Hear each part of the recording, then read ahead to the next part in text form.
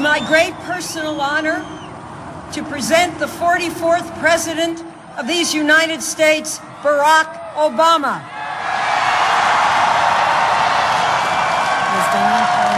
As Dianne Feinstein just headed to the podium, something interesting. Barack Obama, George Bush looked at each other, nodded. Barack Obama extended his hand across the aisle. The two men shook hands. Thank you. Thank you.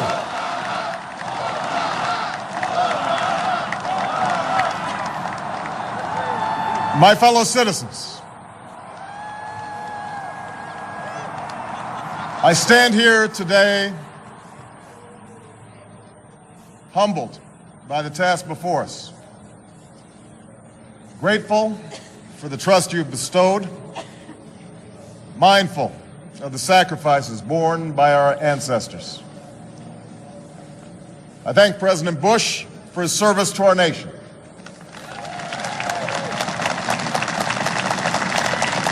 As well as the generosity and cooperation he has shown throughout this transition. 44 Americans have now taken the presidential oath. The words have been spoken during rising tides of prosperity and the still waters of peace. Yet, every so often, the oath is taken amidst gathering clouds and raging storms. At these moments, America has carried on not simply because of the skill or vision of those in high office, but because we, the people, have remained faithful to the ideals of our forebears and true to our founding documents. So it has been, so it must be with this generation of Americans. That we are in the midst of crisis is now well understood. Our nation is at war against a far-reaching network of violence and hatred. Our economy is badly weakened, a consequence of greed and irresponsibility on the part of some, but also our collective failure to make hard choices and prepare the nation for a new age. Homes have been lost, jobs shed, businesses shuttered.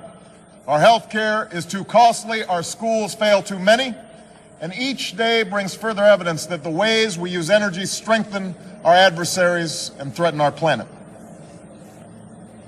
These are the indicators of crisis, subject to data and statistics. Less measurable, but no less profound, is a sapping of confidence across our land. A nagging fear that America's decline is inevitable, that the next generation must lower its sights. Today, I say to you that the challenges we face are real. They are serious and they are many. They will not be met easily or in a short span of time. But know this, America, they will be met.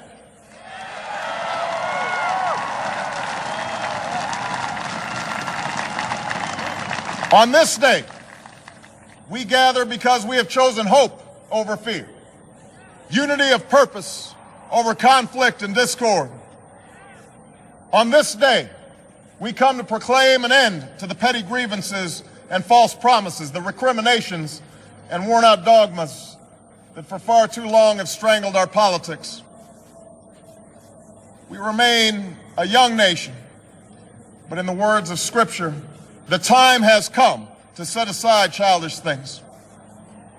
The time has come to reaffirm our enduring spirit, to choose our better history, to carry forward that precious gift, that noble idea passed on from generation to generation, the God-given promise that all are equal, all are free, and all deserve a chance to pursue their full measure of happiness.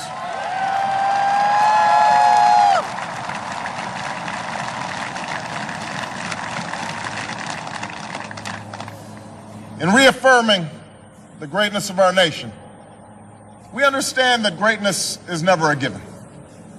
It must be earned.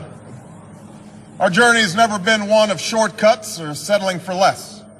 It has not been the path for the faint-hearted, for those who prefer leisure over work or seek only the pleasures of riches and fame. Rather, it has been the risk takers, the doers, the makers of things, some celebrated, but more often men and women obscure in their labor, who have carried us up the long, rugged path towards prosperity and freedom.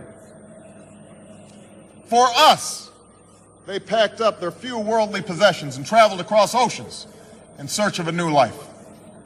For us, they toiled in sweatshops and settled the West, endured the lash of the whip, and plowed the hard earth. For us, they fought and died in places like Concord and Gettysburg, Normandy and Quezon. Time and again, these men and women struggled and sacrificed and worked till their hands were raw so that we might live a better life.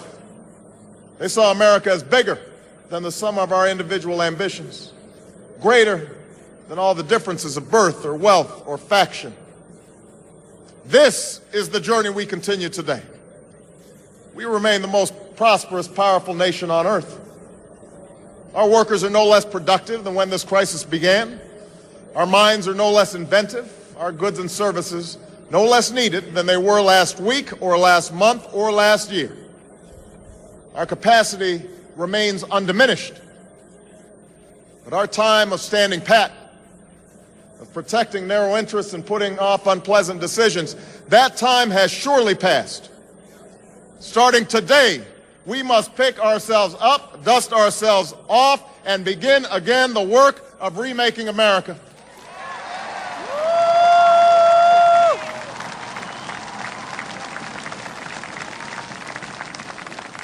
For everywhere we look, there is work to be done.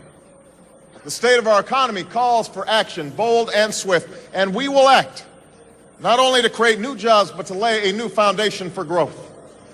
We will build the roads and bridges, the electric grids and digital lines that feed our commerce and bind us together.